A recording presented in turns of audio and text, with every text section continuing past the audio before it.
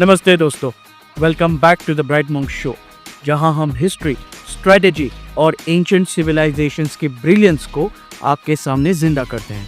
अगर आपको भारत के इतिहास की अनजानी और छुपी हुई कहानियों में दिलचस्पी है तो इस वीडियो को तुरंत लाइक और शेयर करें और ब्राइट मॉन्क शो को सब्सक्राइब करना ना भूलिएगा। आज हम एक ऐसी कहानी शेयर करने वाले हैं जो आपकी सोच को नई दिशा देगी। आप समझ पाएंगे कि कैसे एक विजनरी लीडर छत्रपति शिवाजी महाराज, उन्होंने एक छोटी सी नेवल फोर्स बनाई जो भारत की मैरीटाइम हिस्ट्री को हमेशा के लिए बदल गई।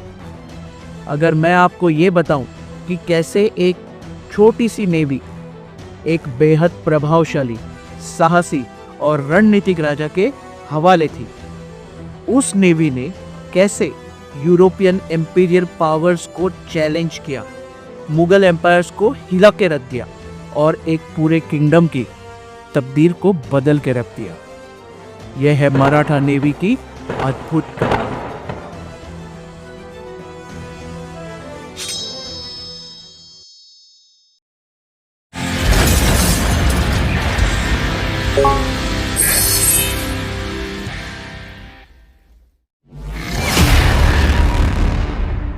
छत्रपति शिवाजी महाराज एक विजनरी लीडर जो 1630 में जन्मे थे। यह समझते थे कि अपने जमाने की असली ताकत सिर्फ जमीन पर राज करने से नहीं प्राप्त होगी, बल्कि समुंदर भी अपने काबू में करना जरूरी था।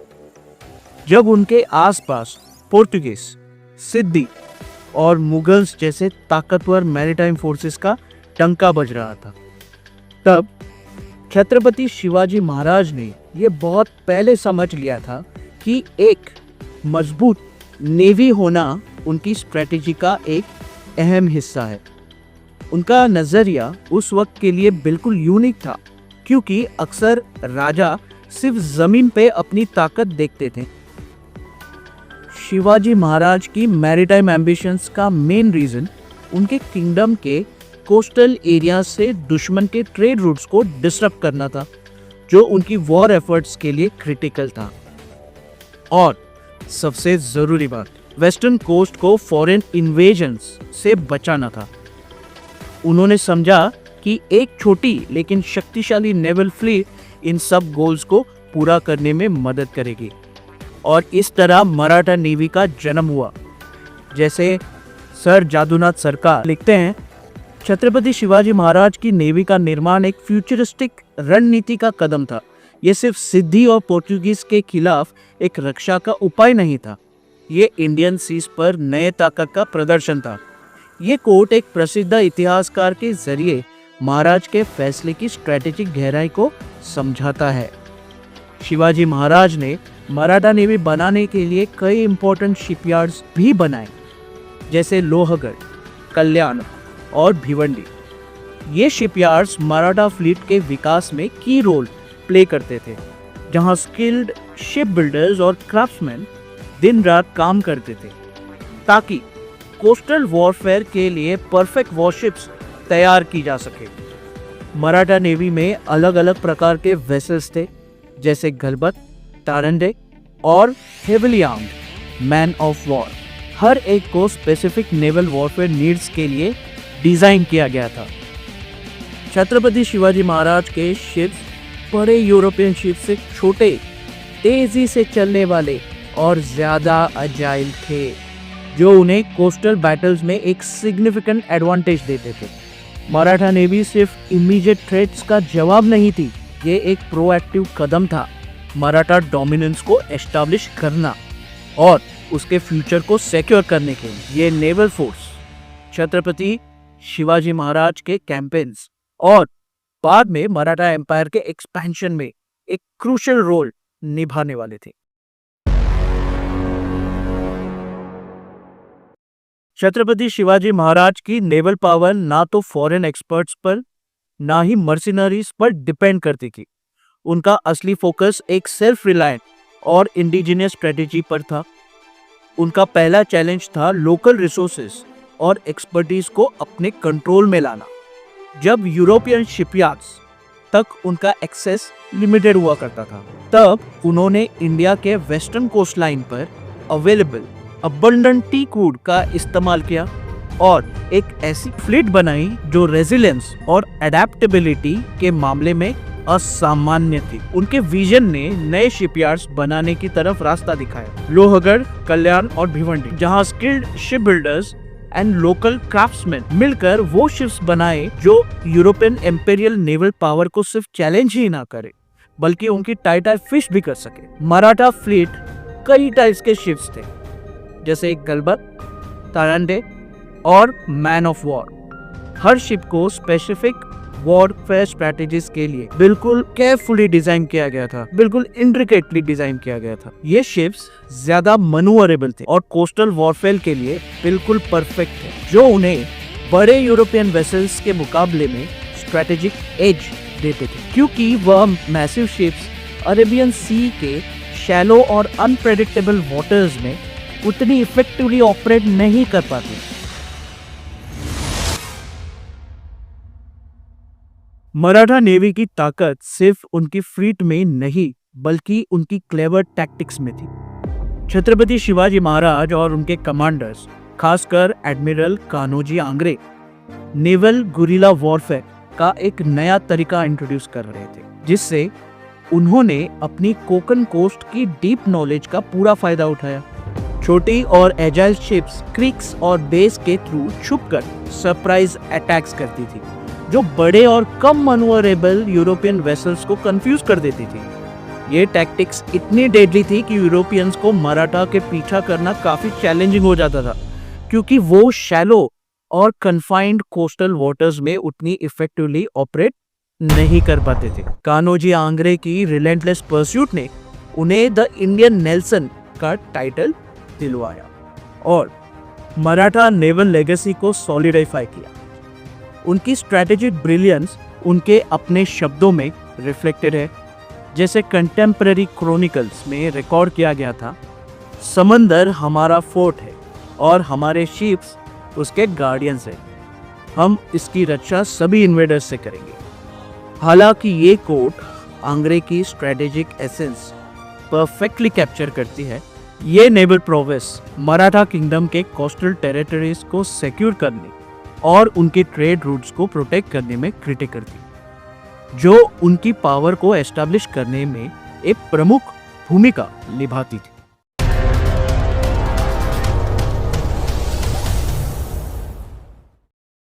(1660) की सुवर्ण दुर्ग की जंग मराठाओं की स्ट्रगल का एक पिवटल मोमेंट था, जब उन्होंने फॉरेन पावर्स को अपनी नेवल फोर्सेस से चैलेंज किया और इंडियन कोस्ट पर अपना कंट्रोल एस्टैब्लिश करने की शुरुआत कर दी। छत्रपति शिवाजी महाराज ने कोस्टल फोर्ट्स की स्ट्रैटेजिक इंपॉर्टेंस को समझा और अपनी नेवी को कान्होजी आंग्रे के अंडर सुवर्णदुर्ग फोर्ट पर पोर्तुगीज के कंट्रोल को चैलेंज करने भेजा। हालांकि पोर्तुगीज ने फोर्ट को सक्सेसफुली डिफेंड किया।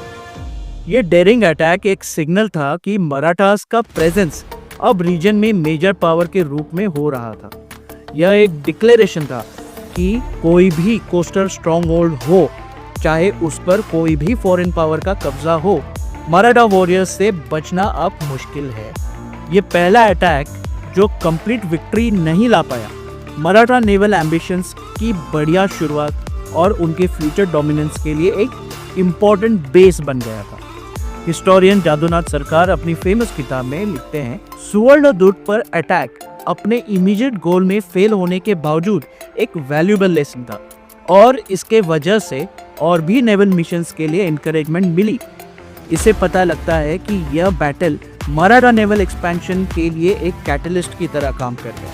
मराठा नेवी की डिटर्मिनेशन और बढ़ती हुई कॉन्फिडेंस को दर्शाता है। ये इवेंट मराठा रेजिस्टेंस के ब्रॉडर नैरेटिव से डायरेक्टली जुड़ा है, जो फॉरेन इन्फ्लुएंस के खिलाफ डायरेक्ट रेबिलियन था और शिवाजी महाराज के स्ट्रैटेजिक रूल के अंडर मराठा पावर के राइज को रिप्रेजेंट करता है। ये इंडियन मैरीटाइम हिस्ट्री का एक क्रूशियल चैप्टर है, जो एक ऐसे नेवल पावर की नेशन स्टेजेस को दिखाता है जो बाद में यूरोपियन डोमिनेंस को अरेबियन सी में न कि सिर्फ चैलेंज बल्कि खदेड़ कर रख देगी।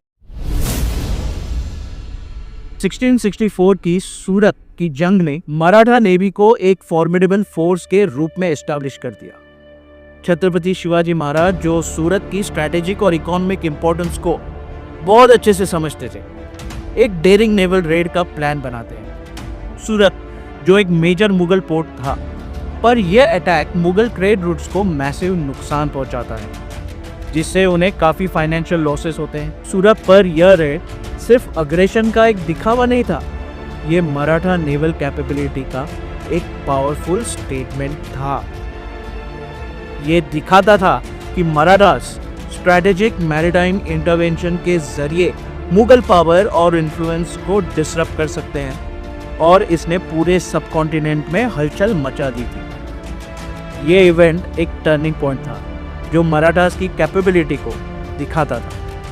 वो एस्टैब्लिश ऑर्डर को चैलेंज करने और इंडिया के वेस्टर्न कोस्ट पर अपनी प्रेजेंस असर्ट करने में सफल हो सकते हैं। जैसे G.S. सरदेसाई अपनी किताब शिवाजी एंड हिज लाइन में लिखते हैं, सूरत का किला गिराना शिवाजी के जीनियस को दिखाता, जो लैंड और सी पावर को कंबाइन कर एक स्ट्रैटेजिक ऑब्जेक्टिव को अचीव करते थे। यह हाईलाइट करता है कि शिवाजी का इंटीग्रेटेड अप्रोच था, जिसमें उन्होंने अपने लैंड फोर्सेस और अपनी बढ़ती हुई नेवी को लेवरेज किया। मराठा अटैक की सरप्राइज और इफेक्टिवनेस को परफेक्टली कैप्चर करता है। सूरत की जंग शिवाजी महाराज के इंडिपेंडेंट मराठा किंगडम को एस्टैब्लिश करने और मुगल एक्सपेंशन के खिलाफ उनके एफर्ट से डायरेक्टली जुड़ी थी। यह इंडियन नेवल वॉरफेयर की हिस्ट्री का एक की इवेंट है, जो एक नए मैरीटाइम पावर के राइज को दिखाता है, जो इंडियन ओशन के कंट्रोल के लिए हो रही स्ट्रगल्स में क्रूशियल रोल प्ले करेगा। 1667 में कोलाबा फोर्ट का सक्सेसफुल कॉन्क्वेस्ट छत्रपति शिवाजी महाराज की ग्रोइंग नेवल पावर को सॉलिडिफाई करने के लिए एक इम्पोर्टेंट स्टेप था। यह फोर्ट पोर्टुगीज से छीना गया था और उल्लास रिवर के माउथ के पास था, स्ट्रेटेजिकली लोकेटेड था, जो मराठा नेवी को एक्सपैंडिंग नेटवर्क के लिए एक क्रूशियल बेस बन गया। कोलाबा का एक्विजिशन मराठास को कोस्टलाइन पर एक वाइटल फुटहोल्ड देता है, जो उनकी मैरीटाइम डोमिनेंस को एनहांस करता है और उनकी एबिलिटी को सिग्निफिकेंटली इंप्रूव करता है। वो अपनी कोस्टल टेरिटरीज को एक्सटर्नल थ्रेट से प्रोटेक्ट कर सकते हैं। ये जीत सिर्फ उनकी मिलिट्री ताकत को नहीं, बल्कि उनकी स्ट्रैटेजिक फोरसाइट को भी दिखाती है, जिसमें उन्होंने नेवल ऑपरेशंस के लिए की लोकेशंस सिक्योर की। जैसे जादूनाथ सरकार अपनी किताब शिवाजी एंड हिज टाइम्स में लिखते हैं, कोलाबा का कैप्चर शिवाजी को कोंकण कोस्ट पर एक कमांडिंग पोजीशन देता है और उनकी नेवल पावर को काफी मजबूती से बढ़ाता है। ये बात कोलाबा के स्ट्रैटेजिक इंपॉर्टेंस को दिखाता है और शिवाजी की ओवरऑल नेवल स्ट्रैटेजी में एक क्रूशियल पीस को हाईलाइट करता है। कोलाबा की जंग शिवाजी महाराज की विजन से डायरेक्टली जुड़ी हुई थी, जो एक स्ट्रॉन्ग और इंडिपेंडेंट मराठा किंगडम बनाना चाहते थे। ये उनकी अंडरस्टैंडिंग को दिखाता है कि नेवल पावर कितनी जरूरी थी अपने रेल को सिक्योर करने और अपने इन्फ्लुएंस को एस्टैब्लिश करने के लिए। ये इवेंट मराठा नेवी के डेवलपमेंट में एक सिग्निफिकेंट माइलस्टोन है। उनका रीजन में एक मेजर मैरीटाइम फोर्स बनने की तरफ एक और कदम था। सिद्दीज ऑफ जंजीरा के खिलाफ लड़ाई मराठा नेवी के एम्बिशंस के लिए एक कांस्टेंट चैलेंज थी। सिद्दीज, जो जंजीरा का strategically important island fort control करते थे, मराठा डोमिनेंस को सी पर चैलेंज करते थे। छत्रपति शिवाजी महाराज और बाद में कान्होजी आंग्रे चाहे कभी जंजीरा का फोर्ट कैप्चर नहीं कर पाए। उनके लगातार एफर्ट्स ने सिद्दीज की ताकत को काफ़ी हद तक रोक दिया था। कंटिन्यूस स्कर्मिशेस, नेवल ब्लॉकेड्स और स्ट्रैटेजिक मैनूवर्स के जरिए मराठास ने सिद्दीज की इन्फ्लुएंस को डिसरप्ट किया, उन्हें कंटेन कर दिया और उन्हें प्राइमरीली डिफेंसिव पोजीशन में डाला। यह ऑनगोइंग कॉन्फ्लिक्ट, जो डिसिसिव विक्ट्री के बिना थी, मराठा रेजिलियंस और उनके मैरीटाइम इंटरेस्ट को सिक्योर करने का एक बहुत बड़ा कमिटमेंट दिखाता है। Historian A.R. कुलकर्णी अपनी किताब महाराष्ट्र सोसाइटी एंड कल्चर में लिखते हैं, सिद्धीज ऑफ जंजीरा के साथ लड़ाई बहुत लंबी और मुश्किल थी, लेकिन इसने मराठा नेवी की टेनासिटी को दिखाया और उनकी एबिलिटी को शोकेस किया। वो एक परसिस्टेंट थ्रेट को कंटेन कर सकते थे। ये बात मराठा एफर्ट्स की स्ट्रैटेजिक सिग्निफिकेंस को हाईलाइट करती है। सिद्धीज ऑफ जंजीरा के साथ ये कॉन्फ्लिक्ट मराठा एक्सपेंशन और पावर कंसोलिडेशन के ब्रॉडर नैरेटिव से डायरेक्टली जुड़ी हुई थी। ये उन चैलेंजेस को दिखाता है, नेवल पावर की स्ट्रैटेजिक इंपॉर्टेंस को भी, और जो उन्हें कोंकण कोस्ट पर कंप्लीट कंट्रोल एस्टैब्लिश करने में सामना करना पड़ा। यह प्रोट्रैक्टेड स्ट्रगल मराठास के अनवेवरिंग डिटर्मिनेशन को दिखाता है अपने मैरीटाइम इंटरेस्ट को सिक्योर करने के लिए, चाहे उनके सामने एक वेल एंट्रेंच्ड एडवर्सरी हो। कान्होजी आंग्रे मराठा नेवी की हिस्ट्री में एक आइकॉनिक फिगर है। उनके naval campaigns against Portuguese, Dutch और इंग्लिश जो स्ट्रैटेजी और डिटर्मिनेशन से भरे हुए थे, आज भी लेजेंड बन चुके हैं। आंग्रे ने अपनी फ्लीट को स्विफ्ट और मनूवरेबल शिप्स से लीड किया, बार बार यूरोपियन पावर्स को रिट्रीट करने पर मजबूर किया, और उन्होंने मराठा रेजिस्टेंस को कॉलोनियल एम्बिशंस के खिलाफ एक सिंबल बना दिया। उन्होंने असली में मराठा नेवल पावर को एम्बॉडी किया, एक मास्टर स्ट्रैटेजिस्ट जो कई सक्सेसफुल ऑपरेशंस को फ्लॉलेसली एग्जीक्यूट करते थे। आंग्रे की टैक्टिकल जीनियस उनके इनोवेटिव अप्रोचेस में दिखाई देती है। उन्होंने अक्सर टैक्टिक्स यूज की, जैसे लीवर्ड साइड से अटैक करना, सरप्राइज एलिमेंट्स को एक्सप्लॉइट करना, और शैलो कोस्टल वाटर्स में एनिमी शिप्स को एम्बुश करना। उनका लोकल टेरेन का डीप नॉलेज उनके लिए एक मेजर एडवांटेज था। जैसे हिस्टोरियन जी.एस. सरदेसाई अपनी किताब new history of the Marathas में लिखते हैं, कान्होजी आंग्रे का नाम इंडियन कोस्ट पर यूरोपियन ट्रेडर्स के लिए एक डर का नाम बन गया था। उनकी नेवल वॉरफेयर में स्किल और डेयरिंग एक्सप्लॉइट्स ने उन्हें एक नेशनल हीरो बना दिया। यह बात आंग्रे के इम्पैक्ट को हाईलाइट करती है यूरोपियन पावर्स पर और उनके मराठास में रेवर्ड स्टेटस को। कान्होजी आंग्रे के कैंपेन्स मराठा रेजिस्टेंस के ब्रॉडर नैरेटिव से जुड़े हुए हैं। उन्होंने मराठा कोस्टलाइन को सिक्योर करना और उनके ट्रेड इंटरेस्ट को प्रोटेक्ट करने में एक क्रूशियल रोल प्ले किया।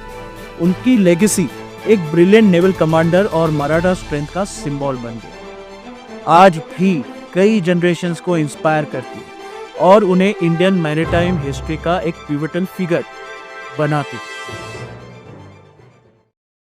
मराठा नेवी की लेगेसी सिर्फ उनके बैटलफील्ड ट्रायम्फ्स तक लिमिटेड नहीं थी। ये एक पावरफुल सिंबल है इंडियन रेजिलियंस और सेल्फ रिलायंस का। ये दिखाता है कि अपने कोस्ट को प्रोटेक्ट करने की कैपेसिटी हमारे देश में थी। छत्रपति शिवाजी महाराज की नेवल फोर्स ने यूरोपियन ट्रेड नेटवर्क्स को सिग्निफिकेंट डिसरप्शन दिया, अरेबियन सी में पावर डायनामिक्स को बदला और मराठा एम्पायर के टेरिटोरियल एक्सपेंशन में एक की रोल प्ले किया। इस डोमिनेंस ने इंडियन नेवल स्ट्रेटेजी को जनरेशंस तक इन्फ्लुएंस किया। महान हिस्टोरियंस जैसे जादूनाथ सरकार अपनी किताब में लिखते हैं, छत्रपति शिवाजी महाराज का एक पावरफुल फ्लीट बनाने का काम एक दूरदर्शी स्टेट्समैनशिप था जो उनके किंगडम की डिफेंस और ग्रोथ के लिए एसेंशियल था। मराठा नेवी की सक्सेस जो पोर्तुगीज, डच और इंग्लिश जैसे यूरोपियन पावर्स के खिलाफ थी, एक नेशनल प्राइड का एहसास जगाती थी और फ्यूचर जनरेशंस को इंस्पायर कर रही थी। मराठा नेवल लेगेसी एक पावरफुल रिमाइंडर है इंडिजीनियस इनोवेशन, स्ट्रेटेजिक थिंकिंग और फॉर्मिडेबल एडवर्सरीज को कन्फ्रंट करने की करेज का। यह एक टेस्टमेंट है कि विजन और डिटर्मिनेशन के साथ छोटी पावर्स भी एस्टैब्लिश ऑर्डर को चैलेंज कर सकती हैं और हिस्ट्री को रीशेप कर सकती है। मराठा नेवी की यह इनक्रेडिबल कहानी जो लेजेंडरी छत्रपति शिवाजी महाराज ने अपने विजन और डिटेल से क्राफ्ट की थी, हमें अपनी हेरिटेज की गहराई को समझने का इंस्पिरेशन देती है। ये हमें बताता है कि सेल्फ रिलायंस, स्ट्रेटेजी और इनोवेशन का कितना बड़ा रोल है हिस्ट्री को रीशेप करने में। और अब द ब्राइट मॉन्क शो के इस एपिसोड को रैप करते हुए मैं आपको कहना चाहता हूँ कि अपने भारतीय इतिहास की और गहराई से खोज करें, मराठा नेवी के लेगेसी को समझे, उन ब्रिलियंट माइंड्स को उनका वेल डिजर्व्ड रिस्पेक्ट दीजिए जो हमारे पास्ट को शेप कर रहे थे, हमारी आइडेंटिटी को इन्वेडर्स से बचा रहे थे। अगर आपको यह एपिसोड इंस्पायरिंग लगा तो लाइक, शेयर और सब्सक्राइब करना ना भूलिए, क्योंकि हमारे हीरोज, उनकी स्ट्रेटेजीज और उनकी ब्रिलियंस के बारे में और भी कुछ अनकवर करना बाकी है। नेक्स्ट टाइम तक क्यूरियस रहिए, इंस्पायर्ड रहिए और सीखते रहिए। और मुझे दीजिए इजाजत, फिर मिलेंगे एक नई कहानी के साथ। जय हिंद।